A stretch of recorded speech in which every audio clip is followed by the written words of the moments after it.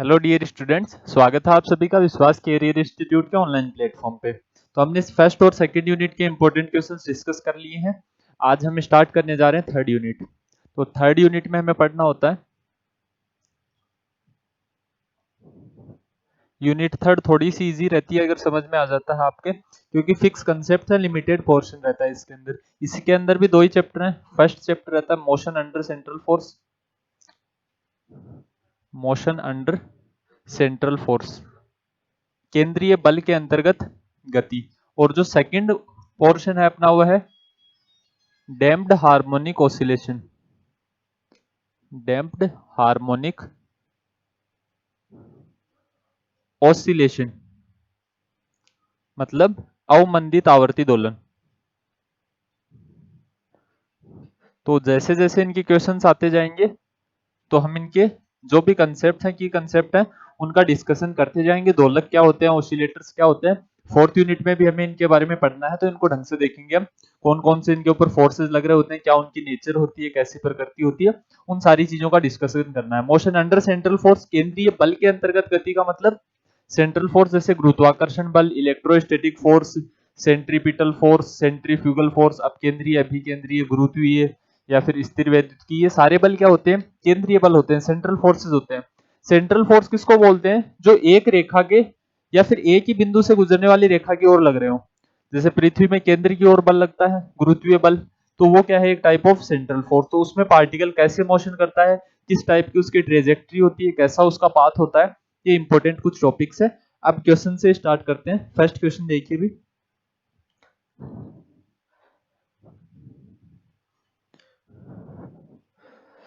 Which of the following is the central force. निम्न में से केंद्रीय बल कौन सा है। ग्रेविटेशनल फोर्स भी है, इलेक्ट्रोस्टैटिक फोर्स भी है, सेंट्रीपिटल फोर्स भी है। देखो हम जो लगभग एग्जांपल्स ले रहे हैं उनमें आपने ध्यान दिया हो तो all of these option correct आ रहा है। ऑल ऑफ दीज आने का मतलब क्या है कि वहां पे आपको ऑल ऑफ दीज नहीं याद करना है। वहां पे याद करने का पर्पज ये होता है कि आपके तीनों ऑप्शन याद हो जाए। अगर आपको इनमें से कोई एक ऑप्शन दिया जाए एग्जाम में, तब वो तो आप ठीक कर ही दोगे।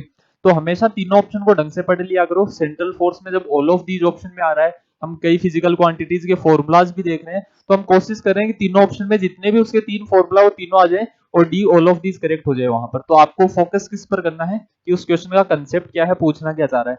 केंद्रीय बल, इसके बारे में तो हम डिस्कस कर भी चुके हैं, तो इसमें क्या ऑप्शन करेक्ट होगा, डी ऑप्शन करेक्ट हो जाएगा। Next question, the angular momentum of moving particle under central force.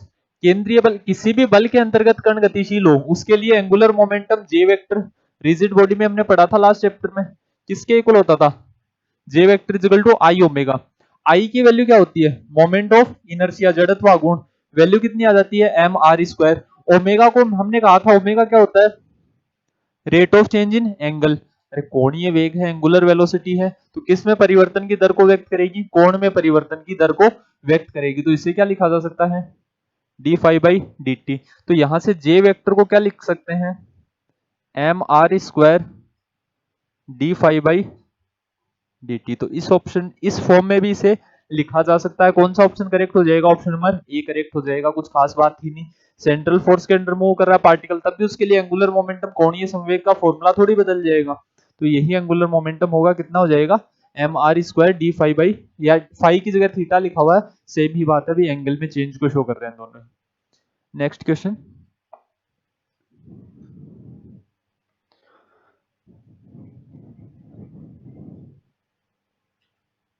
the law of conservation of angular momentum for central force expresses the invariance of conservation of angular momentum। कोणीय संवेग का संरक्षण। अब कोणीय संवेग संरक्षित रहता है कि केंद्रीय बल के अंतर्गत, लास्ट क्लास में हमने बात की थी, टॉर्क जीरो होता है। टॉर्क जीरो होता है मतलब देखो रिजिड बॉडी से थोड़ा सा कनेक्टेड है सेंट्रल फोर्स, तो वहां से जो चीजें थी बेसिक्स की, वो सारी चीजें भी आपके यहाँ काम में आ रही होंगी सेकेंड यूनिट की। अब यहाँ पे पूछा गया है किसके इनवेरियंस को बताता है। देखो अगर एंगुलर मोमेंटम कांस्टेंट है या फिर कोई भी सेंट्रल फोर्स के अंडर पार्टिकल मोशन कर रहा है, तो जो एरियल वेलोसिटी है इसको और किससे दर्शाया जाता है, v एरियल से। क्षेत्रीय वेग जो है वो क्या होता है, D A by D T. क्षेत्रफल में परिवर्तन की दर को व्यक्त करता है कौन, क्षेत्रीय वेग। तो एक तरीके से इसकी यूनिट्स वेलोसिटी की होती है, वो यूनिट नहीं आएंगी। इसकी यूनिट क्या होती है, यूनिट मात्रक की बात की जाए देखो जो भी भौतिक राशि है उसको समझना हो कि ये किसकी क्वांटिटी है तो सबसे पहले उसकी यूनिट निकालो। तो ये वेलोसिटी नहीं है, क्यों नहीं है? क्योंकि एरिया की यूनिट क्या होगी? क्षेत्रफल क्या होता है? Metre square upon second.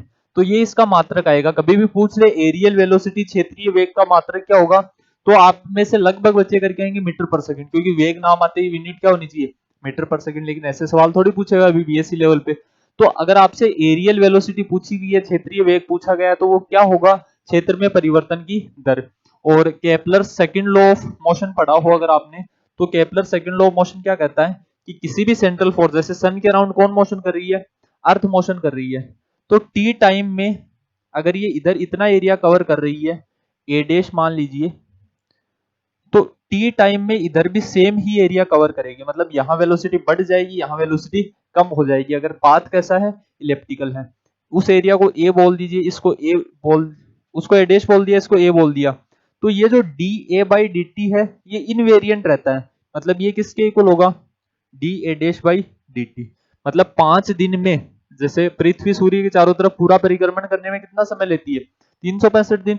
अब 5 दिन में यदि इतना मूव कर रही है और जो क्षेत्रफल 5 दिन में यहां कवर किया है उतना ही क्षेत्रफल यहां कवर करेगा। डिस्टेंस सेम नहीं होती है। यहां डिस्टेंस कम ट्रेवल की उतने ही टाइम में, यहां डिस्टेंस ज्यादा ट्रेवल कर ली, लेकिन ये जो क्षेत्रफल है, ये जो एरिया है, ये क्या रहेगा? कांस्टेंट रहेगा। इसे क्या बोल देते हैं? एरियल वेलोसिटी बोल दी जाती है। इसका रिप्रेजेंटेशन एक फॉर्म में और करते हैं, नेक्स्ट क्वेश्चन में आ भी जाएगा, वही रिप्रेजेंटेशन वही प्रदर्शन। ये और क्या होता है? इसे और क्या बोलते हैं?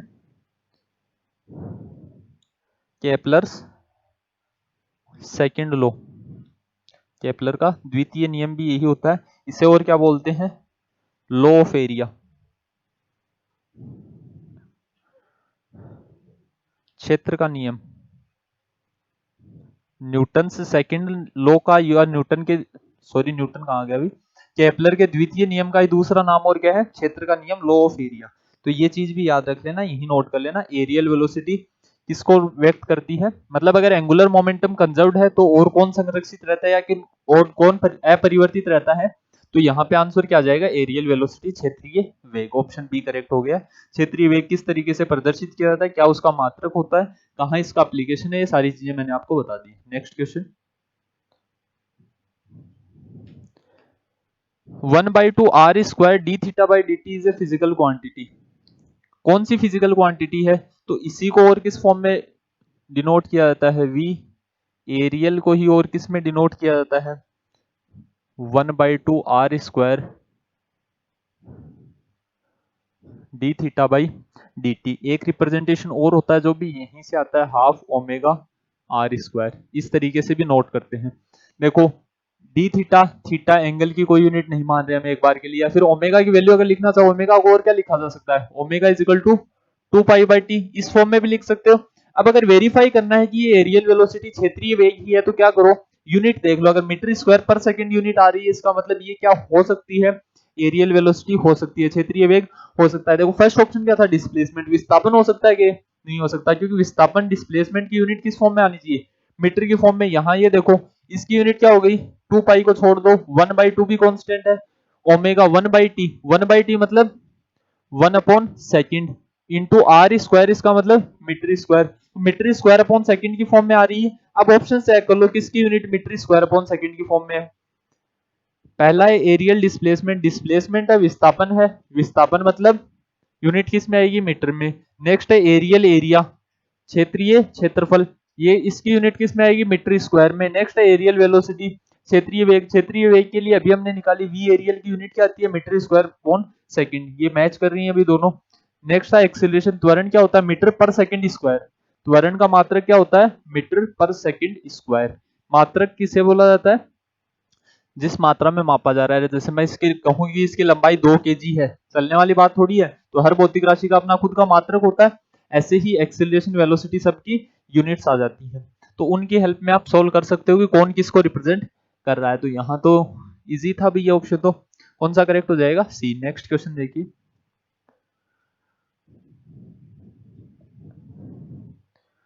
इन orbital motion the relationship between. देखो ये क्वेश्चन है किससे रिलेटेड है? केपलर्स लॉज ऑफ मोशन से रिलेटेड। केपलर ने 3 लॉज ऑफ मोशन दिए थे, तीनों की बात कर लेते हैं। तीनों से सवाल आने की संभावना भी, केपलर्स लॉ से एक सवाल पक्का आएगा। तो यहां देख लीजिए केपलर्स लॉज। केपलर के नियम कौन कौन से होते हैं? फर्स्ट होता है law of orbit, law of orbit कक्षा का नियम। सबसे पहले हम ये मानते थे कि पृथ्वी सूर्य के चारों तरफ परिक्रमण कर रही है, किसमें? वर्ताकार पथ में, कक्षा का नियम। लेकिन केपलर ने क्या कहा? वर्ताकार नहीं, दीर्घ वर्ताकार नहीं, सॉरी, इलेप्टिकल पाथ में कौन रोटेट करती है, कौन रिवॉल्व करती है? अर्थ। किसके चारों तरफ? सन के चारों तरफ। मतलब ये सूर्य है, तो इलिप्स की फॉर्म में, मतलब दीर्घवृत्त के रूप में कौन परिक्रमण करेगी इसके चारों तरफ? पृथ्वी। समझ गए? सबसे पहले किसके बारे में बताया गया? ऑर्बिट के बारे में, कि कक्षा किस रूप की होगी। तो ऑर्बिट किस फॉर्म का आता है? ऑर्बिट आता है इलिप्टिकल। तो यहां क्या बात बताई गई थी? इलिप्टिकल ऑर्बिट के बारे में, या फिर बोल सकते हैं दीर्घवृत्ताकार कक्षा की व्याख्या की गई थी, किसमें? पहले नियम में। सेकंड लॉ की हमने बात कर ली है। वैसे तो सेकंड क्या होता है? Law of area. अरे इनको अगर ऐसे लिख दिया जाए केपलर सेकंड लॉ, तब तो आप समझ ही जाओगे। लॉ ऑफ एरिया मतलब क्षेत्रफल का नियम या क्षेत्र का नियम। क्षेत्रफल का नियम क्या कहता है? वही बात अभी, कि टी टाइम में जितना एरिया इधर ट्रेवल कर रही है, मतलब टी टाइम में कहीं भी देख लो इस कंप्लीट पाथ में एरिया सेम ट्रेवल होगा। तो मतलब यहां जो, चलो इसकी मैथमेटिकल एक्सप्रेशन अभी लिखी थी भी, दोबारा लिख देते हैं, तीनों को एक जगह लिख लेना आप। D A by D T is equal to D A dash by D T. मतलब टी टाइम में दोनों तरफ सेम एरिया कवर कर रही होगी, इस एरिया को बोल देते हैं हम ए डैश, इस एरिया को बोल दिया ई ए। टाइम यहां भी कितना लिया इसने? टी टाइम लिया यहां से यहां तक पहुंचने के लिए पृथ्वी ने। यहां भी यहां से यहां तक पहुंचने के लिए कितना समय ले रही है? टी समय ले रही है। तो ये रिप्रेजेंटेशन होता है किसका? सेकंड लो। नेक्स्ट बचता है थर्ड लो। इसे और क्या बोला जाता है? Law of time period. ये क्या कहता है कि टी स्क्वायर किसके डायरेक्टली प्रोपोर्शनल होगा? ए क्यूब के। और यहां पर ए क्या होगी? सेमी मेजर एक्सिस होगी, सेमी मेजर एक्सिस। देखो अगर पाथ सर्कुलर है, वर्ताकार है, तब तो उसके लिए त्रिज्या सेम ही होती है क्या? अरे वर्ताकार पथ के लिए तो किसी भी बिंदु के ऊपर देख लो आप, दूरी बराबर ही रहेगी। जब इलिप्टिकल पाथ होता है तो इसमें दो फोकस होते हैं। जो इलिप्स है वो आपने स्टडी किया होगा 11th क्लास में मैथमेटिक्स में। ये इलिप्टिकल पाथ है, दीर्घ वर्ताकार पथ है। इसके दो फोकस है, एक यहाँ पर और एक यहाँ पर। इन दोनों फोकस में से किसी एक पर कौन स्थित होगा? सूर्य। मान लीजिए हमने यहाँ किसको स्थित मान लिया? सूर्य को। एक फोकस पर सूर्य स्थित है। अब इसके लिए दो एक्सिस निकाली जाती है, इसे क्या बोल देते हैं? सेमी मेजर, और इसे क्या बोल दिया जाता है? Semi minor axis. ये सेमी मेजर एक्सिस है, ये सेमी माइनर एक्सिस है। कक्षीय गति में ग्रह के परिक्रमण काल टी क्या होता है? Time period. तो इसे, और यही तो लिखा हमने लॉ ऑफ टाइम पीरियड। और हिंदी में क्या लिख लोगे भाई? परिक्रमण काल का नियम।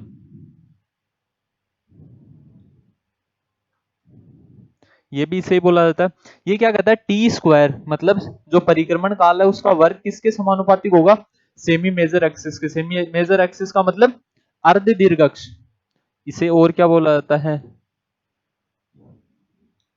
अर्ध दीर्घ अक्ष। ये सेमी माइनर एक्सिस होती है ये वाली, और ये सेमी मेजर एक्सिस होती है। दो एक्सिस कैलकुलेट की जाती है, इसका हमारे काम नहीं होता है। अगर पाथ सर्कुलर है, अगर वर्ताकार पथ बताया गया है, या फिर औसत दूरी बताई गई है, उसको भी काम में लिया जा सकता है। जैसे अगर सर्कुलर पाथ है तब तो उसके लिए सेमी मेजर और सेमी माइनर ये भी उतनी होगी और ये भी उतनी होगी, तो किसी ही काम में ले लो, कोई फर्क नहीं पड़ता है। तो यहां समझ गए भी T square directly proportional to A cube होता है। अब साथ में प्रोपोर्शनलिटी साइन हटाने के लिए, समानुपातिक का साइन हटाने के लिए क्या आ जाएगा?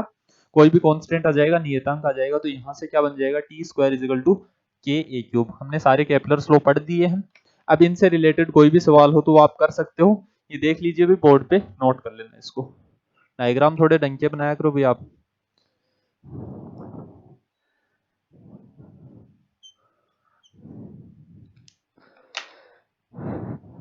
Next question. जो भी चीज समझनी हो उसको डायग्रामेटिकली नोट करोगे तो वो ज्यादा ढंग से समझ में आएगी। इनके स्टेटमेंट्स मैंने आपको बता दिए, बाकी स्टेटमेंट लिखना ज्यादा खास है भी नहीं क्योंकि ऑब्जेक्टिव एग्जाम है, कंसेप्ट आपके क्लियर होना चाहिए। नेक्स्ट क्वेश्चन है, what is the relationship between gravitational mass and inertial mass? गुरुत्वीय द्रव्यमान और जड़त्वीय द्रव्यमान में क्या संबंध है? देखो दोनों चीजें कंफ्यूज करने के लिए है, वैसे तो मैं बता देता हूं। एक तो इनर्शियल मास है, जड़त्वीय द्रव्यमान,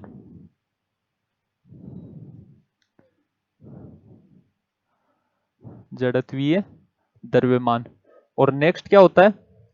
ग्रेविटेशनल मास, गुरुत्वीय द्रव्यमान। दोनों में क्या डिफरेंस है भाई? किसी भी बॉडी का मास कैलकुलेट किया जाए गिवन कंडीशन में, जब फोर्स इस फॉर्म में गिवन हो F is equal to M A vector, और यहां से मास निकाला जाए वो किसके इक्वल आ जाएगा? F बाई ए के इक्वल। द्रव्यमान इसी के बराबर आ गया। सिमिलर यहाँ फोर्स कितना होता है? ग्रेविटेशनल फोर्स, गुरुत्वाकर्षण बल की वैल्यू कितनी होती है? F G is equal to G m1 m2 upon R square. यहां से अगर मास निकाला जाए कितना आ जाएगा? F G R square upon G m2। तो दोनों ही तरीके से, दोनों ही स्थितियों में क्या किया जा सकता है? द्रव्यमान ज्ञात किया जा सकता है। किसी भी बॉडी का, किसी भी पिंड का द्रव्यमान ज्ञात कर सकते हो इन फॉर्मूला से तुम। अब दोनों डायरेक्टली प्रोपोर्शनल ही आएंगे भी। अरे द्रव्यमान है, मास तो कांस्टेंट रहता है। तो यहां अगर इनका रेशियो लिया जाए किसका? गुरुत्वीय द्रव्यमान और जड़त्वीय द्रव्यमान, जड़त्वीय द्रव्यमान को यहाँ किससे दर्शाया गया है? ml से। हम भी उसी से दर्शा देते हैं भाई। तो गुरुत्वीय द्रव्यमान बटा जड़त्वीय, inertial, gravitational mass upon inertial mass हमेशा क्या रहेगा? कांस्टेंट रहेगा, नियत रहेगा। ये एक्सप्रेशन नोट कर लेना। ये एक्सप्रेशन नोट कर ली, इसके बाद तो इजी हो गया भी ये क्वेश्चन। mg किसके डायरेक्टली प्रोपोर्शनल? ये उधर चला जाएगा। mg को क्या लिख सकते हैं? कांस्टेंट को के बोल दो, इसे क्या बोल दिया? ml। इसे और क्या बोला जा सकता है? mg directly proportional to ml। तो ये ग्रेविटेशनल और इनर्शियल मास का छोटा सा कंसेप्ट होता है। हो सकता है इससे कोई सवाल बन जाए और न भी बने, देख लेना एक बार, बहुत हार्ड है नहीं है। Next question, the path of A object in, ये इंपॉर्टेंट है भाई, इससे सवाल पक्का आएंगे। जो चीज अब हम नोट करने जा रहे हैं इससे 3-4 सवाल आपकी इस पीडीएफ में डाले हैं, और संभावना मान के चलना कि इससे 3-4 सवाल आ ही जाएंगे एग्जाम में। क्या पूछा गया है? The path of A object moving in gravitational force field in the shape of A conic section.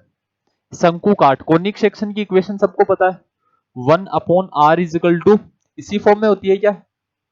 अरे a1 plus E cos theta. Conic section तो पढ़ते हुए आ रहे हो ना 12th क्लास में, 11th क्लास में मैथ्स में पढ़ते हो, या मैथ में अब भी पढ़ते होंगे भी। क्या इक्वेशन आती है? 1 upon R is equal to a1 plus E cos theta. यहां से क्या डिसाइड किया जाता है? ट्रेजेक्ट्री कैसी होगी, मतलब कोई भी सेंट्रल फोर्स के अंडर पार्टिकल मूव कर रहा है, जैसे अर्थ के चारों तरफ जो भी सैटेलाइट्स रिवॉल्व करेंगी उनकी एक ट्रेजेक्ट्री होगी क्या? अरे एक परिपथ होगा जिसका पालन कर रही होंगे, वो जिस पाथ का फॉलो कर रहे होंगे, तो उनका एक फिक्स्ड पाथ होगा। उस पाथ की शेप क्या होगी वो किससे डिसाइड होता है? इस कोनिक सेक्शन की इक्वेशन के ऊपर। तो ये पाथ किस पर डिपेंड करता है? ई पर। ई क्या होती है? इसेंट्रिसिटी। पहला ही सवाल यही बनता है। इसेंट्रिसिटी को और क्या बोला जाता है? उत्केंद्रता।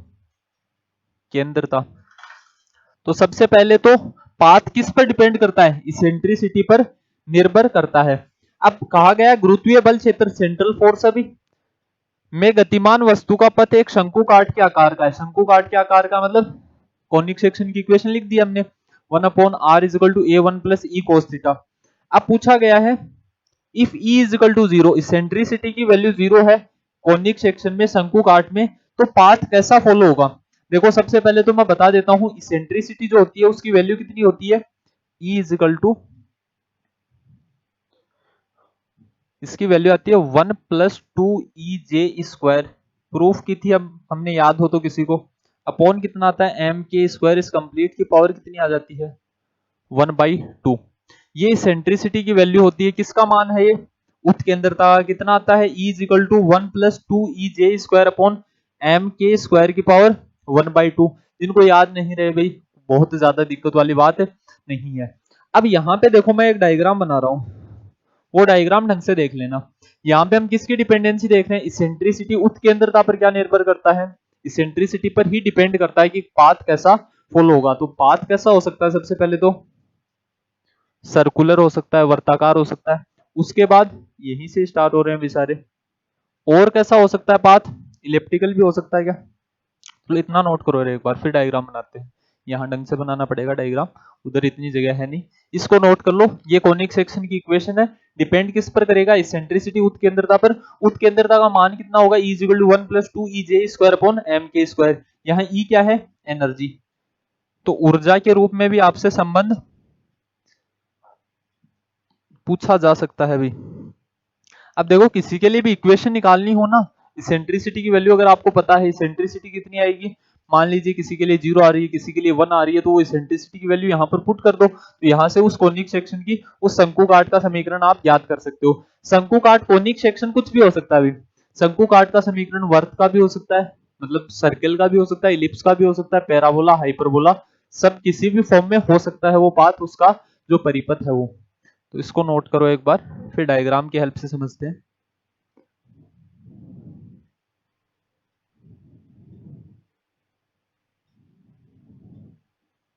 कर लिया अभी?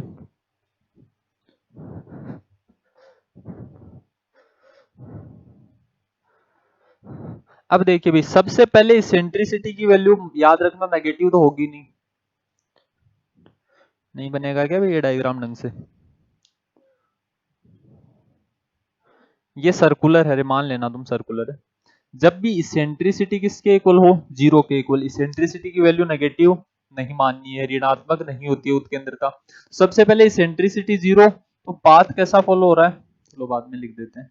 इसके बाद नेक्स्ट क्या हो सकता है, सबसे पहले सर्कुलर पाथ बना, उसके बाद इलिप्टिकल पाथ बन सकता है, उसके बाद डॉटेड लाइन से शो कर देते हैं भाई।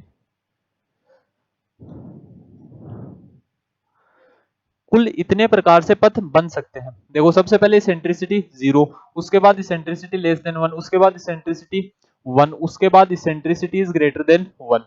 उत्केंद्रता के विभिन्न मान लिख लिए हमने, किस पर निर्भर कर रहा था, यहां लिख दीजिएगा, path followed by particle for different values of eccentricity.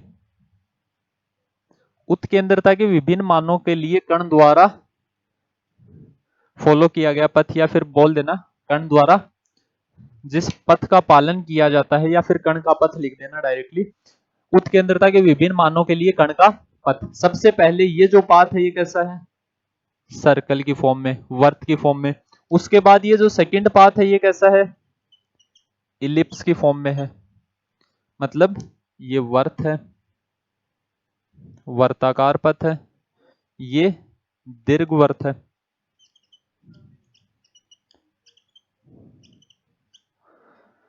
Next इसके बाद क्या आएगा, पैराबोला, और इसके बाद इस वैल्यू पर क्या है, हाइपरबोला। ये कर्व याद कर लेना, ये कर्व आपके कम से कम भी 2-3 सवाल सही करवाएगा भी एग्जाम में। ये क्या है, परवलय, ये क्या है, अति परवलय, हाइपर पैराबोला। दोनों ही तरीके से सवाल पूछा जा सकता है। आपको इसेंट्रिसिटी की वैल्यू गिवन हो सकती है, उसके बाद पाथ पूछ सकता है, पाथ की वैल्यू गिवन हो सकती है, इसेंट्रिसिटी की वैल्यू पूछ सकता है। तो इस डायग्राम की हेल्प से सारी चीजें क्लियर हो जाएंगी आपकी। वैसे वाइल्ड कंसेप्ट है लेकिन कंप्लीट है कि इस डायग्राम की हेल्प से आप समझ सकते हो। समीकरण क्या है, एक शंकु काट का समीकरण है, 1/r is equal to E 1 plus cos theta, sorry A1 plus E cos theta, यही होता है कॉनिक सेक्शन की इक्वेशन। तो यहां से आर की वैल्यू निकाल सकते हो आप, इसेंट्रिसिटी अगर गिवन हो। समझ गए भी, इसेंट्रिसिटी उत्केंद्रता पर निर्भर करता है। तो इससे रिलेटेड अब जितने भी सवाल होंगे आगे हम डायरेक्ट करेंगे। ये कर्व नोट कर लेना, उसके बाद आपको ज्यादा कंफ्यूजन होगा नहीं इसमें। अब देखिए भाई, इस क्वेश्चन में पूछा क्या गया था, इसेंट्रिसिटी 0 है, पाथ कौन सा फॉलो होगा, इसेंट्रिसिटी 0, पाथ कैसा, सर्कुलर वर्ताकार। Next question. अब इससे रिलेटेड जो भी क्वेश्चन है वो आप खुद कर सकते हो। इसेंट्रिसिटी ई का मान 1 है, ई का मान 1, पैराबोलिक परवलयिक, ऑप्शन नंबर सी करेक्ट हो जाएगा। Next question. The force whose line of action always passes through a fixed point is called, वे बल जिनकी क्रिया रेखा सदैव एक स्थिर बिंदु से होकर गुजरती है क्या कहलाते हैं? केंद्रीय बल, सेंट्रल फोर्स। बात की थी हमने स्टार्टिंग में भी, कल भी बात की थी इसके बारे में। Next question, option number C correct हो जाएगा भी।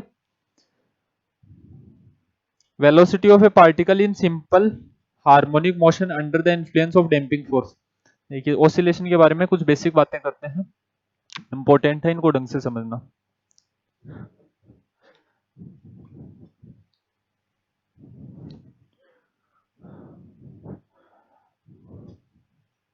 ऑसिलेशन, ऑसिलेशन या फिर दोलन का अर्थ क्या होता है? ऑसिलेशन का मतलब होता है कि कोई पार्टिकल बार बार अपनी पोजीशन को रिपीट कर रहा हो एक फिक्स टाइम पीरियड के बाद। जैसे ये पार्टिकल है, ये मान लीजिए, जैसे आपने देखा होगा झूले का एग्जांपल है, पेंडुलम, जो घड़ी में लोलक लगा हुआ होता है, वो किसके उदाहरण होते हैं सारे? ऑसिलेशन के, दोलन के। जैसे आप झूला झूल रहे हो, वो कुछ टाइम बाद अपने मोशन को रिपीट कर रहा है एक निश्चित समय बाद, तो उसे क्या बोला जाएगा? आवर्त गति बोला जाएगा, उसे हार्मोनिक मोशन बोला जाएगा। अब जब भी ऑसिलेशन करवाना हो, उसमें दो तीन कंडीशन होती है। कुछ फोर्सेज एक्ट करते हैं। फर्स्ट एक्ट करता है रीस्टोरिंग फोर्स,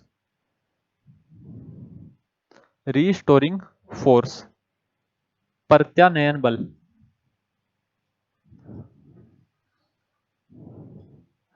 जब तक किसी पार्टिकल के ऊपर रीस्टोरिंग फोर्स, प्रत्यानयन बल न लग रहा हो, तब तक वो ऑसिलेशन नहीं करेगा। केवल रीस्टोरिंग फोर्स एक्ट कर रहा हो, इससे मान लीजिए हम किससे रिप्रेजेंट कर देते हैं? एफ आर से रिप्रेजेंट कर देते हैं। रीस्टोरिंग फोर्स मतलब ये किसकी तरफ लगता है? मीन पोजीशन की तरफ लगता है, ये माध्य बिंदु की तरफ लगता है। मीन पोजीशन पूरा लिख लेना तुम। It work towards mean position, माध्य बिंदु की तरफ कार्य करता है। माध्य बिंदु कौन सा होता है? जैसे यहां एक ऑसिलेटर ड्रॉ कर लेते हैं, यहां एक स्ट्रिंग से हेल्प से किसको बांधा गया है? मास को। कुछ टाइम बाद ये यहां पर पहुंच चुका होगा, ऐसे ही ऑसिलेशन करेगा। इधर भी इस डायरेक्शन के अंदर ऑसिलेशन कर रहा होगा। मतलब ये डिफरेंट टाइम्स के ऊपर पोजीशन है, भी एक ही समय पर इतनी जगह पर नहीं हो सकता। मतलब ये ऑसिलेटर, ये इसकी क्या है? मीन पोजीशन, माध्य बिंदु है। यहां से इस डायरेक्शन में मोशन कर रहा है, वापस बैकवर्ड आ रहा है, मतलब इस डायरेक्शन के अंदर जा रहा है। अगर इस डायरेक्शन में कोई फोर्स लगे तभी ये वापस इधर आएगा क्या? अरे जैसे मान लीजिए ये पार्टिकल है, इस डायरेक्शन के अंदर जा रहा है, तो इसके ऊपर इसकी विपरीत दिशा में कोई बल लगना चाहिए, वरना ये वापस नहीं आएगा। और वापस नहीं आ रहा तो उसे हार्मोनिक मोशन नहीं बोलेंगे। तो दोलन के लिए जो आवश्यक बल होता है, पहली चीज तो कौन सा फोर्स लगना चाहिए? Restoring force. रीस्टोरिंग फोर्स इसके विस्थापन की विपरीत दिशा में लगेगा। अगर ये इधर विस्थापन कर रहा है तो इसकी विपरीत दिशा में इधर एक प्रत्यानयन बल लगना चाहिए। अगर ये इधर मोशन कर रहा है तो इसकी विपरीत दिशा में इधर एक प्रत्यानयन बल लगना चाहिए। रीस्टोरिंग फोर्स की वैल्यू क्या होगी? पहली चीज तो नेगेटिव डायरेक्शन में होगा। किसकी नेगेटिव डायरेक्शन में होगा? अक्स। अक्स क्या है यहाँ पर? डिस्प्लेसमेंट, साथ में कांस्टेंट आ जाएगा। इसको हमने क्या बोल दिया? कि तो F R is equal to minus K X. X क्या है यहाँ पर? डिस्प्लेसमेंट ऑफ ऑसिलेटर, जो दोलक है उसका विस्थापन है।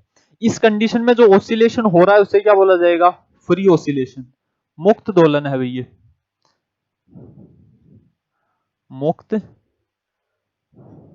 दोलन। नेक्स्ट एक एक्ट करता है, सेकंड जो फोर्स की बात करेंगे वो है डैम्पिंग फोर्स। डैम्पिंग फोर्स, अवमंदन बल। जनरली देखो, जो भी हम डेली लाइफ में ऑसिलेशन देखते हैं, वहां पर हर जगह क्या, मतलब कुछ ना कुछ अवमंदन बल कार्य कर रहा होता है।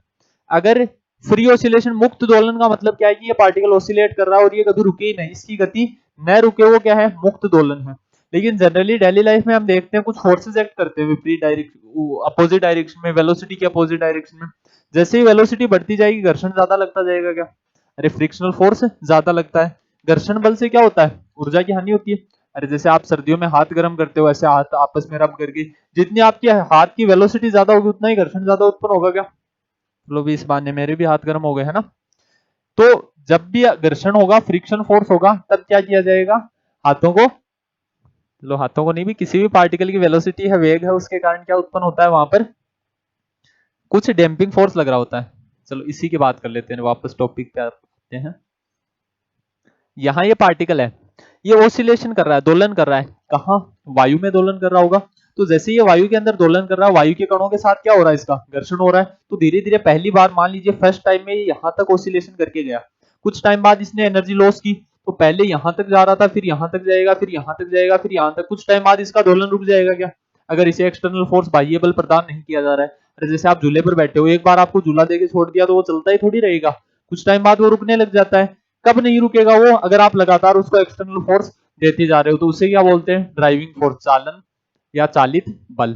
वो नेक्स्ट चैप्टर में स्टडी करना है। अभी तक हमने दो फैक्टर्स की बात की है, एक है रीस्टोरिंग फोर्स, ये लगे बिना ऑसिलेशन नहीं होगा, केवल ये लग रहा है तो वहां पर क्या होगा? मुक्त दोलन होगा, मतलब वो उसी फॉर्म में ऑसिलेशन करता रहेगा। अवमंदन बल किसकी अपोजिट डायरेक्शन में लगता है? वेलोसिटी, वेलोसिटी जितनी ज्यादा, मतलब एफ इज डायरेक्टली, मतलब F is equal to minus lambda V, इस फॉर्म में रिप्रेजेंट किया जाता है। वी क्या है यहाँ पर? वेग है, वेलोसिटी है। तो वेलोसिटी के अपोजिट डायरेक्शन में कौन लगता है? Damping force. इसको किससे रिप्रेजेंट कर देते हैं? एफ डी से। इसके एग्जाम्पल कौन कौन से होते हैं भी? एग्जाम्पल जैसे कि फ्रिक्शन फोर्स हो गया, घर्षण बल हो गया, और विस्कस फोर्स हो गया,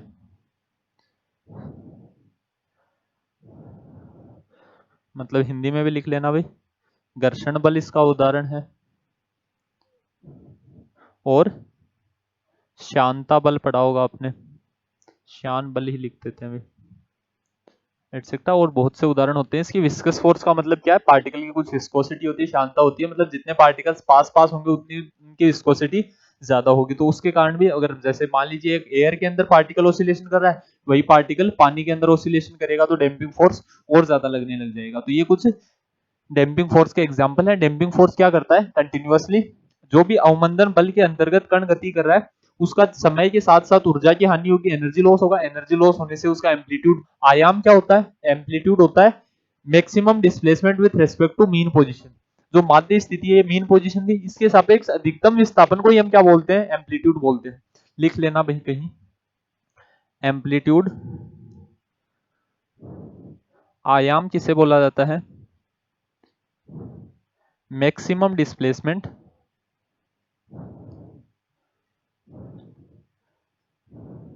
with respect to mean position. Hindi medium वाले लिख लेना, माध्य स्थिति के सापेक्ष, माध्य स्थिति के सापेक्ष अधिकतम विस्थापन को ही आयाम कहा जाता है। तो एम्पलीट्यूड भी निकाल सकते हो, रिप्रेजेंट जनरली किससे करते हैं? अक्स नोट से रिप्रेजेंट करते हैं। तो एनर्जी भी डिक्रीज होती जाएगी डैम्पिंग फोर्स के अंडर, और साथ में कौन डिक्रीज होता जाएगा? देखो, रीस्टोरिंग फोर्स तो हमेशा लगना है, इसके अलावा डैम्पिंग फोर्स लग सकता है, इसके अलावा फोर्स मतलब जो एक्सटर्नल फोर्स या फिर जो बाह्य बल हम प्रदान करेंगे वो भी एक्ट कर सकता है। यहाँ पर हम किसकी, केवल किसके बारे में स्टडी करते हैं इस चैप्टर में? डैम्पिंग के बारे में। और डैम्पिंग के साथ साथ और कौन एक्ट करता है? Restoring force. डैम्पिंग फोर्स में याद रखना, डैम्पिंग फोर्स में जैसे हम इक्वेशन निकालते थे, इक्वेशन कैसे निकाल सकते हो? यहां से v की इक्वेशन आती थी v नॉट e की पावर माइनस t बाई 2, याद है क्या? मतलब वेग भी क्या हो रहा होगा? डिक्रीज हो रहा होगा।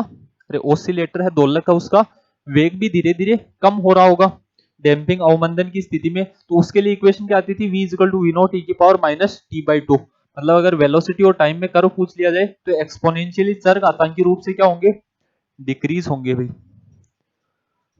यहां मान लीजिए t है, यहां पर किसको दर्शाया गया है? वेग को। तो क्या होता है यहां पर? तो होता है रिलैक्सेशन टाइम। ये टॉर्क वाला नहीं है अभी, अब भूल जाना टॉर्क को। इसे क्या बोला जाता है?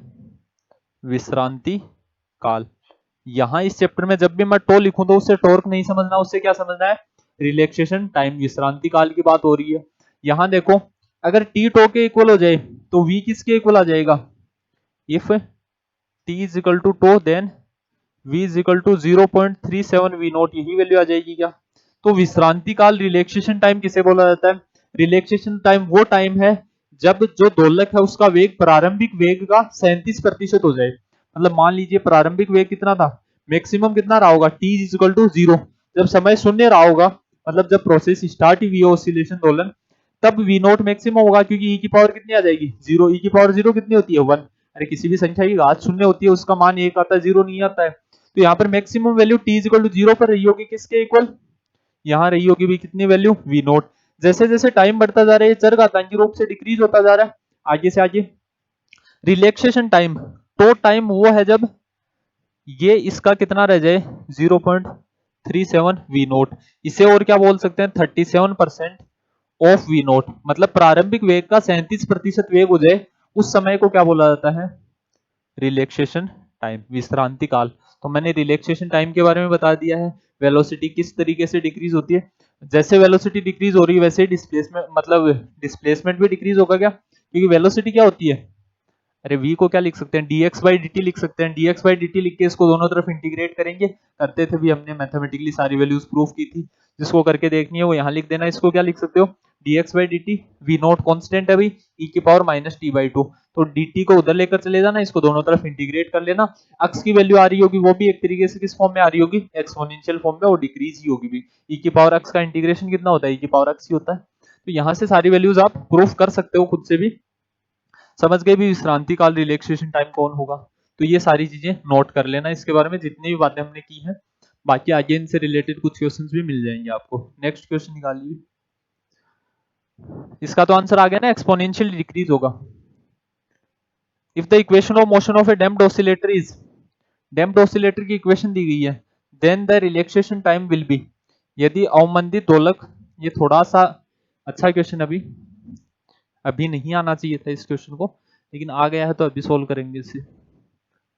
देखो टोटल फोर्स कौन सा लग रहा है पार्टिकल के ऊपर, total force F is equal to, एक तो कौन सा फोर्स एक्ट कर रहा है, रीस्टोरिंग फोर्स, दूसरा कौन सा फोर्स एक्ट कर रहा है, डैम्पिंग फोर्स। अवमंदन बल की बात कर रहे हैं तो यही दो फोर्सेस लग रहे होंगे क्या।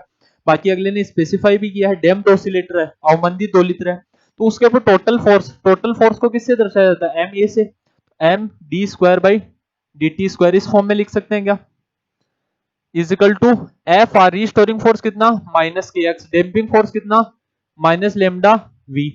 वी को और क्या लिख सकते हैं, चलो कंप्लीट इसको भी इसी फॉर्म में लिख लो रे, एम ए। नेक्स्ट इक्वेशन लिखना m d square x by D T square plus lambda, v को क्या लिख सकते हैं, d x by D T plus k x, इसी फॉर्म में आ जाएगी क्या डिफरेंशियल इक्वेशन। समझ गए, ये डिफरेंशियल इक्वेशन आती है। अब यहां से इस इक्वेशन में क्या दिया गया है कि इक्वेशन इस रूप में है, इन्होंने क्या लिखा है, a d square x by D T square plus b d x by D T plus c x.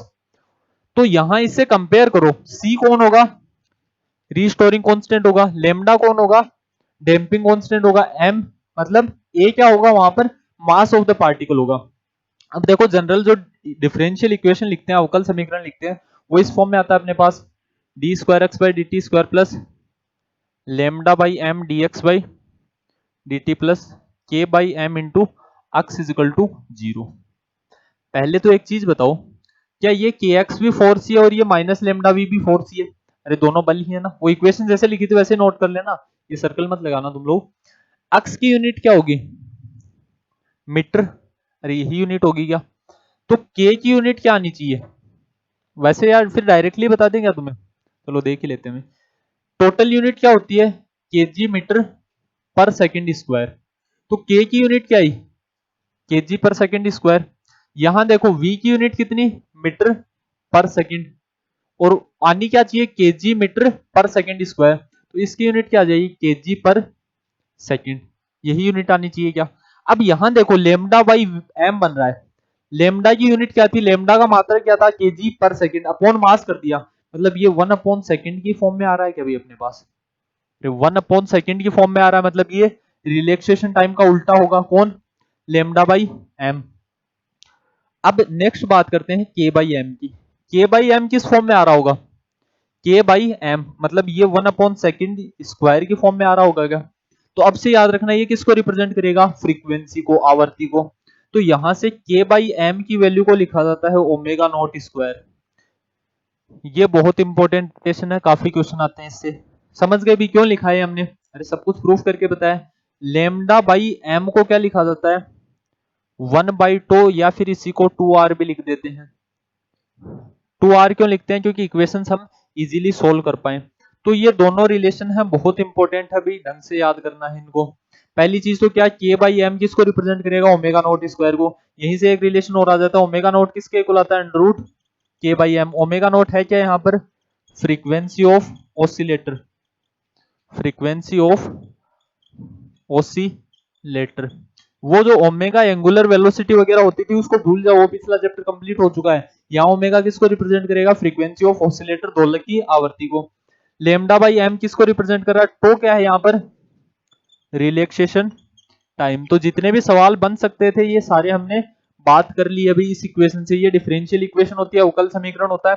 तो अब इसी इक्वेशन को और किस फॉर्म में लिखा जा सकता है, d square x by D T square plus 2r dx by D T plus omega naught square x is equal to 0।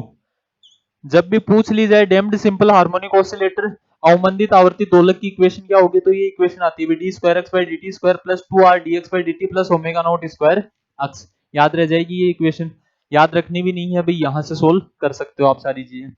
अब यहाँ इस सवाल में क्या पूछा गया, अब सारी चीजें सोल्व कर पाओगे कोई सवाल हो जाए इस सवाल में। अब पढ़ लो इस सवाल को, क्या पूछा गया, विश्रांति काल क्या होगा। विश्रांति काल मतलब कंपेयर करो पहले तो इस क्वेश्चन को अपनी इस इक्वेशन से। अब क्वेश्चन की बात करते हैं भाई, इतनी देर भी बात क्वेश्चन की कर रहे थे, इससे आप सारे सवाल कर पाओगे। ये सवाल है तो अब बहुत आसान लगने लग गया होगा तुम्हें। देखो सबसे पहले इस इक्वेशन को कंपेयर करो जो गिवन है क्वेश्चन में। m को किसके इक्वल लिखा है, m को a से रिप्रेजेंट किया गया है यहाँ पर। दूसरा लेमडा dx बाई dt, मतलब dx बाई dt के साथ कौन आना चाहिए था, लेमडा, ये वहां क्या लिखा है b से।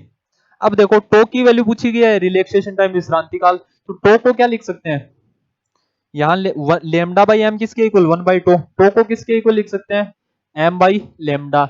एम की वैल्यू कितनी बताई गई है यहाँ पर ए, लेमडा की कितनी बताई गई है बी, तो ये आंसर हो गया क्या। अरे टो रिलैक्सेशन टाइम तो आसानी से निकाल लिया क्या हमने, ये क्वेश्चन का आंसर था, इसको तो अलग से क्वेश्चन के साथ नोट कर लेना। और बाकी जितनी ये चीजें बताई हैं ये सारी नोट करना भी बहुत इंपॉर्टेंट चीजें हैं, इनकी हेल्प से ही आप सारे क्वेश्चन कर पाओगे। डैम्प्ड सिंपल हार्मोनिक ऑसिलेटर अवमंदित आवर्ती दोलक में इतनी ही चीजें हैं जितनी हमने बात कर ली है, बस इनसे अलग अलग तरीके से घुमा के थ्योरेटिकल और न्यूमेरिकल सवाल पूछा जा सकता है। तो ये चैप्टर आसान इसलिए है क्योंकि लिमिटेड पोर्शन है, ये समझ में आ गया तो इंटरेस्टिंग है, नहीं समझ में आया अभी इसको रटने की सोचोगे रटा नहीं जाएगा रे, तो समझ ही लेना, इसको वीडियो दोबारा से देख लेना चाहिए इसको रिपीट करके। नेक्स्ट क्वेश्चन निकालिए।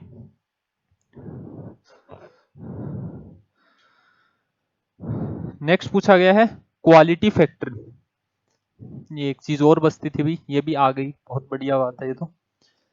क्वालिटी फैक्टर विशेषता गुणांक या गुणता कारक भी बोलते हैं, कोई भी ऑसिलेटर होता है उसका क्वालिटी फैक्टर निकाला जाता है। क्वालिटी फैक्टर विशेषता गुणांक के बारे में कुछ इंपॉर्टेंट चीजें, पहले तो ये यूनिटलेस होता है, यूनिटलेस, मात्रकहीन लिख देते हैं भाई, या इकाईहीन भी लिख सकते हैं। ये सबसे पहली चीज तो मात्रकहीन भौतिक राशि है, कौन, विशेषता गुणांक। विशेषता गुणांक एक जनरली नंबर आता है, अगर जितनी डैम्पिंग फोर्स कम होगी ना, जितना अवमंदन कम होगा उतना ही क्या होगा, क्वालिटी फैक्टर ज्यादा होगा। क्वालिटी फैक्टर मतलब कितनी बढ़िया क्वालिटी का ऑसिलेशन हो रहा है। अरे नॉर्मल भाषा में ये समझना चाहो तो समझ सकते हो, बढ़िया क्वालिटी मतलब ज्यादा देर तक ऑसिलेशन होना चाहिए, ज्यादा देर तक दोलन होना चाहिए। किसी भी पार्टिकल का दोलन ज्यादा कब हो पाएगा, जब उसके ऊपर लगने वाला अवमंदन बल कम हो। अरे डैम्पिंग फोर्स किसके इक्वल, माइनस लेमडा वी के इक्वल, तो या तो लेमडा कम हो या फिर वी कम हो, तो डैम्पिंग फोर्स अवमंदन बल भी कम लगेगा। जितना अवमंदन बल डैम्पिंग फोर्स कम उतना ही क्वालिटी फैक्टर ज्यादा, समझ गए भी। इसका फॉर्मूला हम डिराइव करते थे, कितना आता था, ओमेगा नॉट टो के इक्वल आता था। टो को अभी हमने लिखा, लेमडा बाई एम को क्या लिख सकते हैं 1 बाई टो, तो टो कम लेमडा ज्यादा, यही बात है क्या। अरे यहाँ देखो टो ज्यादा होना चाहिए तब भी लेमडा मतलब क्यों ज्यादा होगा, इधर चलो मैं बना के बताता हूँ। अगर टॉर्क की वैल्यू, टॉर्क नहीं है सॉरी, रिलैक्सेशन टाइम, विश्रांति काल का मान बढ़ रहा है तो क्वालिटी फैक्टर विशेषता गुणांक का मान भी बढ़ेगा क्या। अब देखो इसकी वैल्यू बढ़ रही है तो ये अपने आप डिक्रीज होना चाहिए क्या, इसकी वैल्यू बढ़ रही है तो इसकी वैल्यू डिक्रीज होनी चाहिए, दोनों क्या है एक दूसरे के व्युत्क्रमानुपाती। इसकी वैल्यू घट रही है इसका मतलब डैम्पिंग फोर्स भी घट रहा है क्या। रिलेशन समझ पा रहे हो, नहीं समझ पा रहे हैं जो, बाकी तो समझ ही गए होंगे भी सब लोग, वो डायरेक्टली याद रख लेना कि क्यू किसके इक्वल होता है, ओमेगा नॉट टो। टो को क्या लिखते हैं हम 1 बाई 2r भी लिखते हैं, मतलब 1 बाई टो को ही तो 2r लिखा था, तो ये दोनों ही चीजें सेम है भी, omega naught by 2r। Option number कौन सा करेक्ट हो गया, ऑप्शन नंबर ए। विशेषता गुणांक के बारे में, क्वालिटी फैक्टर के बारे में ये कुछ चीजें लिख लेना। क्वालिटी फैक्टर जितना ज्यादा होता है, सबसे ज्यादा क्वालिटी फैक्टर किसके लिए होता है, जनरली जो मतलब एटॉमिक पार्टिकल्स होते हैं ना, मतलब जो भी न्यूक्लियर या फिर एटॉमिक पार्टिकल्स होते हैं, मतलब परमाणुवीय या फिर नाभिकीय कण होते हैं, वो अगर ऑसिलेशन कर रहे हैं, वो अगर दोलन कर रहे हैं, वो भी ऑसिलेट करते हैं, वेव की तरह बिहेव करता है, इलेक्ट्रॉन पढ़ा हो आपने, ड्यूअल नेचर ऑफ इलेक्ट्रॉन होता है, डेविसन जर्मर एक्सपेरिमेंट हुआ करता था, वहां से उन सारी चीजों से हम क्या करते हैं, इलेक्ट्रॉन का वेव नेचर भी प्रूव करते हैं, या फिर बोल सकते हैं एक तरीके से इलेक्ट्रॉन ऑसिलेशन करता है, दोलन करता है। सिमिलर वे में न्यूक्लियस भी ऑसिलेशन कर सकता है। तो न्यूक्लियर पार्टिकल या एटॉमिक पार्टिकल अगर ऑसिलेशन कर रहे हैं, दोलन कर रहे हैं, तो उनके लिए क्यू की वैल्यू, क्वालिटी फैक्टर की वैल्यू बहुत ज्यादा होती है, लगभग 10 to the power +12 के ऑर्डर की होती है। बाकी मात्रक कोई होगा नहीं, मात्रकहीन राशि होगी। यूनिट लेस या डायमेंशन लेस, दोनों बातें एक ही है। कोई मात्रक नहीं होता है, क्वालिटी फैक्टर एक नंबर आता है जनरली, जैसे 50 आ गया, 60 आ गया, ऐसे नंबर आएगा कोई। Next question, highly damped oscillator is, highly damped oscillator पूछा गया आपसे। हाईली डैम्प्ड ऑसिलेटर मतलब अति अवमंदित दोलित्र होता है। जब डैम्पिंग फोर्स बहुत ज्यादा बढ़ जाएगा तो दोलन कम होने लग जाता है। समझ में आ रही है भी बात मैं क्या बता रहा हूं? When damping force is high, जब अवमंदन बल का, देखो तीन कंडीशंस होती है, एक होता है अंडर डैम्प्ड, अंडर डैम्प्ड, जो सेकंड कंडीशन होती है वो होती है क्रिटिकली डैम्प्ड,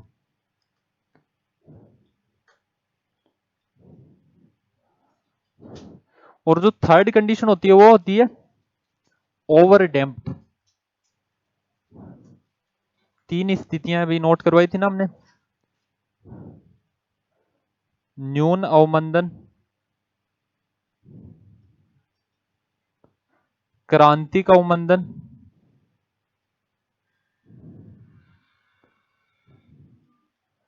और ओवर डैम्प्ड को क्या बोलते हैं, अति अवमंदन। ये तीन स्थितियां होती हैं। देखो अगर बात की जाए ऑसिलेशन किस में होगा, अवमंदन किस दोलन किस स्थिति में होगा, तो यहां तो पार्टिकल ऑसिलेशन करेगा, दोलन करेगा, इन दोनों स्थितियों में दोलन नहीं होगा। क्रांतिक अवमंदन, क्रिटिकली डैम्प्ड, क्रांतिक या क्रिटिकल कंडीशन वो होती है कि उसके जस्ट इधर जाते ही केस चेंज हो रहा है और इसके जस्ट उधर जाते ही केस चेंज हो रहा है। मतलब यहाँ पे हम मैथमेटिकली भी इनकी वैल्यू को लिखा करते थे, अगर आपको याद हो तो, कि क्या कंडीशन आती थी, हम आर और ओमेगा नोट की फॉर्म में लिखते थे। जब आर ओमेगा नोट से कम हो, चलो रेड मार्कर से लिख देते हैं,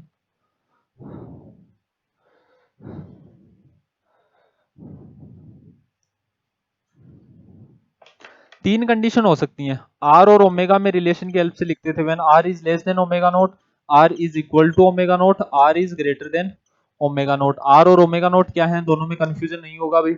लेमडा बाई एम को ही क्या लिखते हैं हम, 2r लिखते हैं। तो r की वैल्यू पूछ ली जाए तो क्या लिख सकते हो, लेमडा बाई 2m, या फिर 1/2 टो, क्योंकि इसी को और क्या लिखते थे, 1/2 भी तो लिखते थे। तो ये r है। ओमेगा नोट क्या होती थी, नेचुरल फ्रीक्वेंसी, सामान्य आवर्ती होती थी। तो इन दोनों में रिलेशन की हेल्प से बताया जाता है कि जब r ओमेगा नोट से कम हो, r की वैल्यू ओमेगा नोट से कम हो, वहां पे कंडीशन क्या होती है, अंडर डैम्प्ड होती है। अरे डैम्पिंग को यही शो कर रहा है क्या, आर ही डैम्पिंग को, लेमडा ज्यादा इसका मतलब आर भी ज्यादा, दोनों क्या है एक दूसरे के डायरेक्टली प्रोपोर्शनल। लेमडा ज्यादा इसका मतलब डैम्पिंग फोर्स ज्यादा और मंदन बल ज्यादा। तो जब आर की वैल्यू ज्यादा होगी तो वो कंडीशन कौन सी होगी, ओवर डैम्प्ड, अति अवमंदन। ओवर डैम्प्ड या हाईली डैम्प्ड एक ही बात होती है।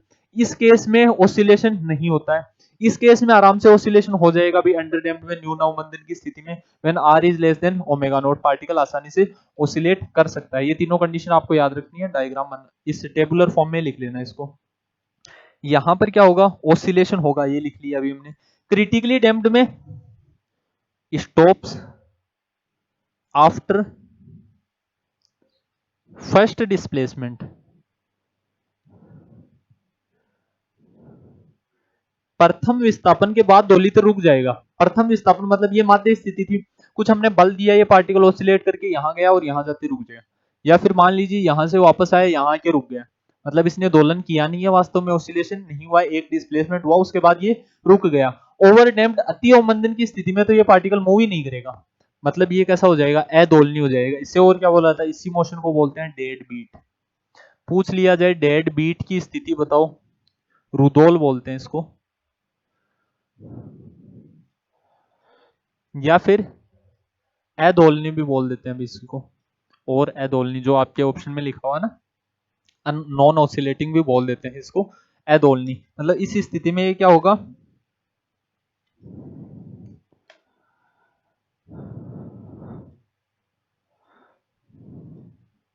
एक सेकंड रुकना भी।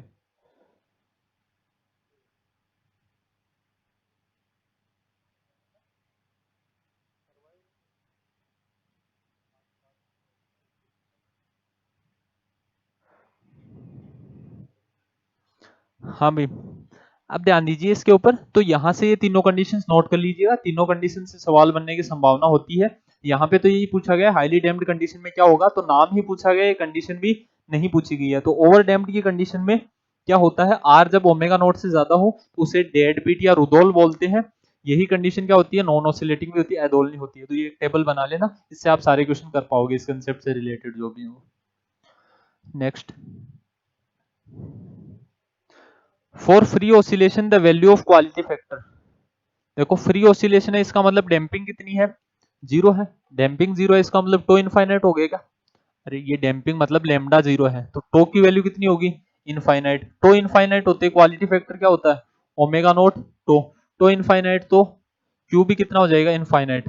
मतलब जब ओनली फ्री ऑसिलेशन है, डैम्पिंग अवमंदन बल कार्य ही नहीं कर रहा है, तो पार्टिकल आसानी से क्या कर सकता रहेगा, अनंत समय तक ऑसिलेशन करता रहेगा। तो उसके लिए रिलैक्सेशन टाइम टो की वैल्यू कितनी आ जाएगी, इनफाइनाइट आ जाएगी। टो इनफाइनाइट आ गया तो कंप्लीट क्वालिटी फैक्टर विशेषता गुणांक का मान कितना हो जाएगा, अनंत। अच्छा क्वेश्चन था, इंपॉर्टेंट था। नेक्स्ट क्वेश्चन, अगर आपको ये फॉर्मूला पता है तो ये क्वेश्चन तो आप कर पाए होंगे आसानी से।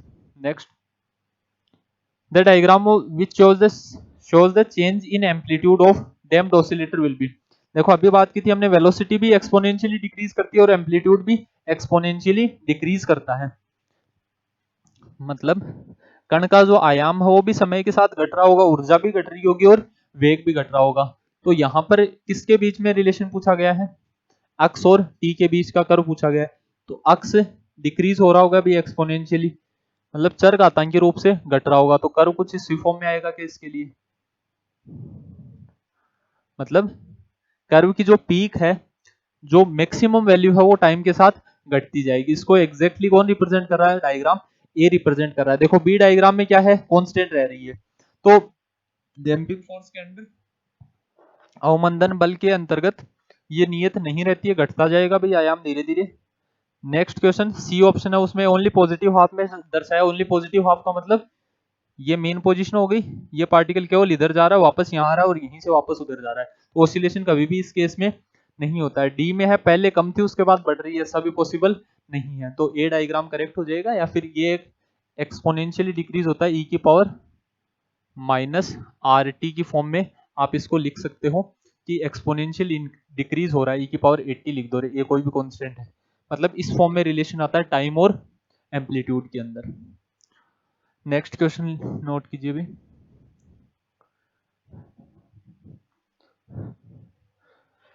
In case of critically damped, क्रांतिक अवमंदन की स्थिति अभी नोट की थी भी बोर्ड के ऊपर। क्रिटिकली डैम्प्ड की कंडीशन कौन सी होती है, जब आर ओमेगा नॉट के इक्वल हो। नेक्स्ट क्वेश्चन, नेक्स्ट क्वेश्चन में देखो, जो वहां पोटेंशियल एनर्जी कर्व करता था, स्थितिज ऊर्जा वक्र होता था, उसके अंदर भी क्या हो रहा था, ऑसिलेशन हो रहा था, दोलन हो रहा था। वही सेम टॉपिक यहाँ भी रिपीट होता है। तो जो चीजें हमने वहां सारी स्टडी कर ली है, उन्हीं से रिलेटेड कुछ ना कुछ यहाँ पूछा जाएगा। देखो ये सवाल तुम्हें थोड़ा जाना पहचाना लगेगा। A particle moves in field of potential energy. Potential energy given है, कितनी है, u is equal to 5a plus 2b by minus x plus 3c by x square. ये पोटेंशियल एनर्जी की वैल्यू गिवन है। आपसे पूछा गया the equilibrium state of particle will be, कण की कौन सी अवस्था के बारे में पूछा गया, इक्विलिब्रियम स्टेट के बारे में। संतुलन, कण की संतुलन स्थिति कौन सी होगी। तो इक्विलिब्रियम स्टेट संतुलन अवस्था हम पढ़ते थे, ये पोटेंशियल एनर्जी कर्व हुआ करता था, केवल पॉजिटिव हाफ में बनाते थे ना इसको हम। ये पोटेंशियल एनर्जी कर्व है। तो इन बिंदुओं के ऊपर बल शून्य होता था और यही क्या होती थी, स्टेबल इक्विलिब्रियम, स्थायी संतुलन की स्थिति हुआ करती थी। एफ किसके इक्वल हो जाए, जीरो के इक्वल।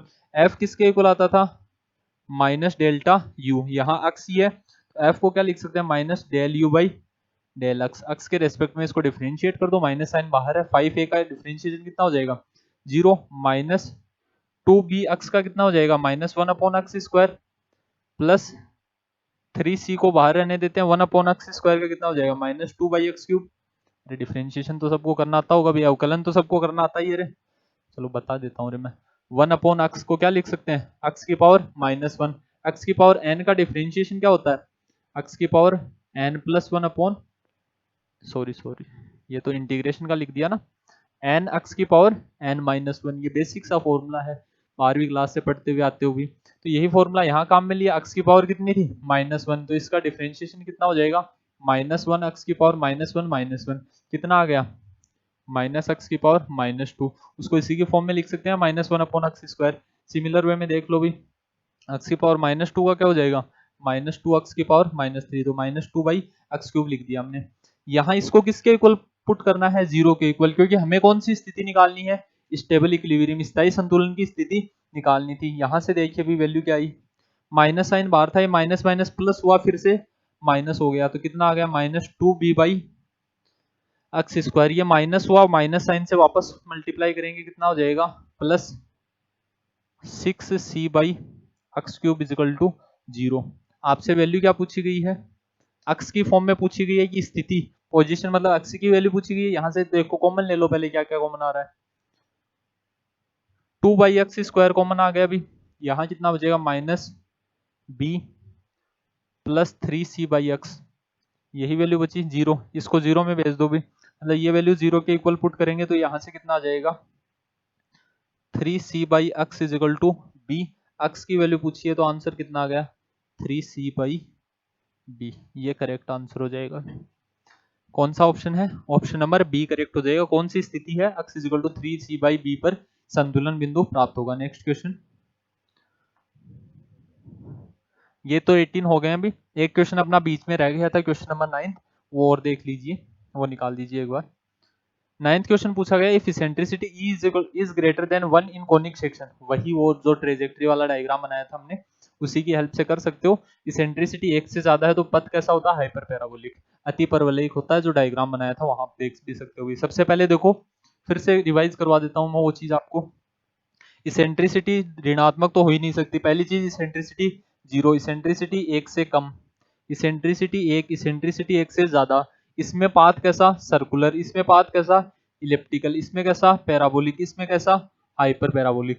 याद रह जाएंगे ना, ये इतने ही तो पॉइंट्स थे, बस वो डायग्राम अगर याद है तो सारे पॉइंट्स याद। आपको इसेंट्रिसिटी उत्केंद्रता 0, पाथ वर्ताकार, इसेंट्रिसिटी 1 से कम दीर्घवर्ताकार, इसेंट्रिसिटी 1 परवलयकार, इसेंट्रिसिटी 1 से ज्यादा अति परवलयकार। यही पूछा गया, इसेंट्रिसिटी कितनी है, 1 से ज्यादा है तो पाथ कैसा होगा, अति परवलयिक होगा, हाइपर पैराबोलिक होगा। तो भाई आज जितने भी क्वेश्चंस डिस्कस किए, काफी कंसेप्ट डिस्कस कर लिए हमने, तो अब आगे के जो लेक्चर्स हैं उनमें ये सारी चीजें काम में आ रही होंगी। तो जब भी नेक्स्ट लेक्चर देखो उससे पहले ये सारी चीजें एक बार रिवाइज कर लेना, 2-3 बार इनको पढ़ लेना, बाकी कोई कंफ्यूजन नहीं होगा आपको। आज के लिए इतना ही भी, धन्यवाद।